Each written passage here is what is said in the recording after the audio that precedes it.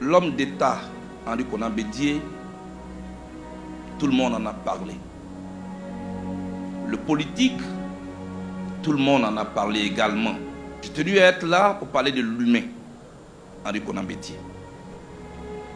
L'humain que malheureusement j'ai connu dans ces dernières années. C'est vrai, beaucoup peuvent s'interroger comment Charles Blé Goudé peut-il rendre hommage au président Henri Konan Bédié? Parce que quand j'étais étudiant, nos rapports avaient été tendus. Quand j'étais à La Haye, où j'étais en prison, l'homme politique en Côte d'Ivoire qui m'a le plus assisté, m'a témoigné solidarité africaine, c'était le président Henri Konan Bédié. Il m'a envoyé 2 délégations de haut niveau pour m'assister, pour prendre de mes nouvelles. Au moins une fois par mois, mon téléphone sonnait. Et c'était la voix du président Henri Konan Bédié. Mon fils, comment tu vas? Tiens bon, ton pays t'attend. Voici ce qu'il me disait à chaque fois. Et ça me redonnait beaucoup d'espoir. Quand je suis arrivé ici en Côte d'Ivoire, en novembre 2022, j'ai été reçu à Daoukro par le président Henri Konan Bédié. Il m'a reçu à déjeuner.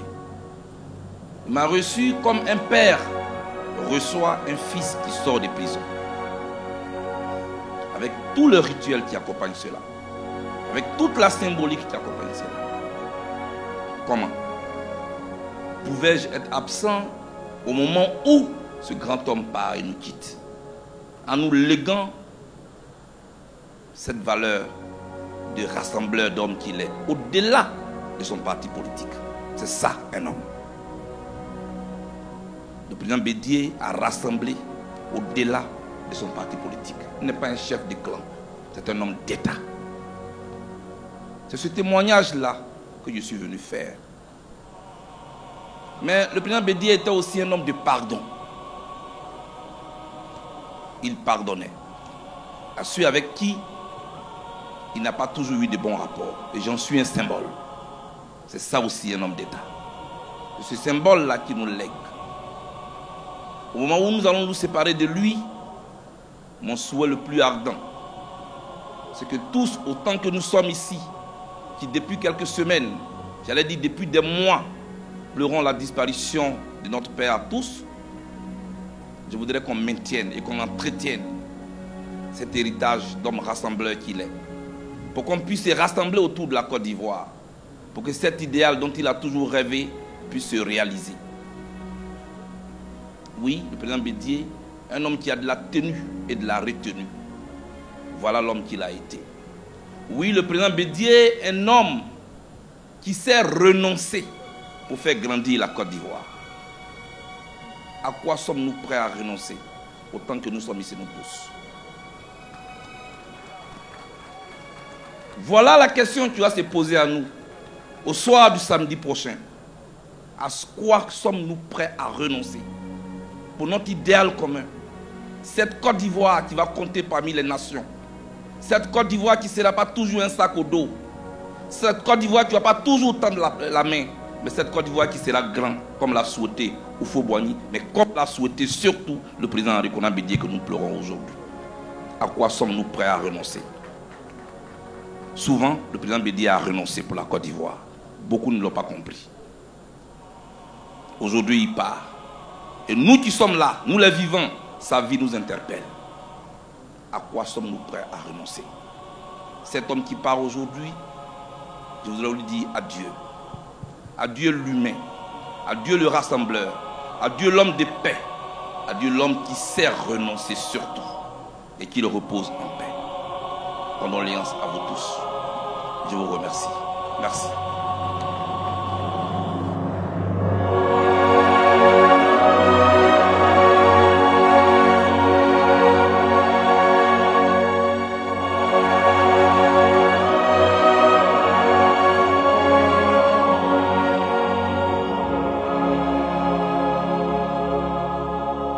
Population de Daoukro, je prends ici la parole au nom de mon parti, l'URD, pour partager ce chagrin qui vous accable et qui est aussi le nôtre, et il l'est à double titre.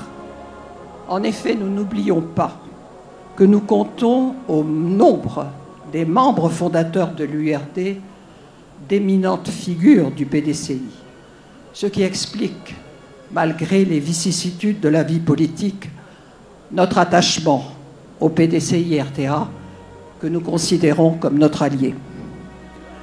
Nous sommes touchés, à double titre, disais-je, car nos familles sont très proches, en étroite relation depuis des décennies, et Alphonse Bony, mon père, avait une haute estime pour son jeune fils, Henri Conan-Bédier. Un grand baobab s'est couché, mais son nom restera à jamais gravé dans l'histoire contemporaine de notre pays, qui l'a marqué d'un sceau indélébile. C'est à la législature de 1980 que mon chemin politique a croisé celui du président Bédier, et c'est là, dans cette enceinte monocolore, pour cause de parti unique, que j'ai appris le débat contradictoire. Au décès du président Félix Houphouët-Boigny, j'ai fait partie de ceux et celles qui ont accompagné le président Bédier dans sa prise du pouvoir. Et j'ai été fière de faire partie de son équipe gouvernementale et d'avoir appartenu à ces 3 gouvernements successifs. Je garderai en mémoire sa brillante intelligence, la clarté de ses démonstrations et son humour pince sans rire que j'ai toujours beaucoup apprécié. Je voudrais ici apporter mon petit témoignage à ce faux procès fait à Henri Conan-Bédier. Il s'agit du fameux concept de l'ivoirité. En tant que son ministre de la Communication d'alors, j'ai eu à expliquer qu'il s'agissait d'abord d'exalter les valeurs ivoiriennes et d'affirmer une identité nationale distincte du sentiment d'appartenance ethnique traditionnelle. Il est vrai que certains, par zèle, d'autres par opportunisme politique, ont donné une connotation excessivement négative à ce concept, accusant les autorités d'alors d'être sectaires et xénophobes. En fait, il s'agissait de créer, de donner une identité à un État-nation en construction, sans exclure qui que ce soit, je dis bien, sans exclure qui que ce soit. Il fallait que cela soit dit. Il faut que les jeunes générations sachent que la Côte d'Ivoire, petite de taille, a été grande par l'envergure de certains de ces hommes et de ces femmes, dont Henri Conan-Bédier, qui ont contribué à la renommée de notre pays. Mon souhait, que l'étoile du président Bédier ne s'éteigne jamais pour continuer à veiller sur ce pays à qui il a tant donné. Permettez-moi, Madame Bédier, avant de terminer mon propos, de raconter une petite anecdote un peu personnelle, mais qui, dans les annales de la famille Bony, compte beaucoup. Nous l'avons vécu après le décès de ma mère. Il venait juste, Alphonse Bony et son épouse, de fêter leurs 50 ans de mariage, et ma mère est décédée le lendemain. À partir de ce jour, mon père n'a plus marché. Il ne pouvait plus marcher, donc on le portait. Cela a duré 2 mois. Nous étions allés passer quelques jours à Tiasalé lorsque le président Henri Conan-Bédier a téléphoné au président Alphonse Bony pour lui dire qu'il de Daoukro, il passerait à Tiasalé pour lui rendre visite. C'est ce qui a été fait. Mon père l'a reçu, bien sûr, assis, puisqu'il ne pouvait pas marcher. L'entretien, bien sûr, très amical, s'est passé pendant quelque temps. Et puis, lorsque le président Bédier a demandé congé la route et l'a obtenu, nous avons vu que le vieux Bony s'est levé et a marché très naturellement et a accompagné son visiteur jusqu'à sa voiture. Évidemment, nous étions tous médusés et silencieux. Bien sûr, je ne vais pas vous raconter cela sous la forme d'un miracle, mais tout simplement pour montrer que l'affection et l'amitié peuvent parfois déboucher sur une thérapie. Henriette, Yéyette comme nous aimons t'appeler affectueusement. Madame la Présidente, ayez du courage. Que le Seigneur vous fortifie. Certes, votre époux est absent, mais il est à vos côtés. Il reste à vos côtés comme il l'a fait pendant ces 66 ans de vie commune. Yako, Yako à vous, à vos enfants. Yako, Yako à toute la grande famille, au PDCI-RDA et au peuple baoulé.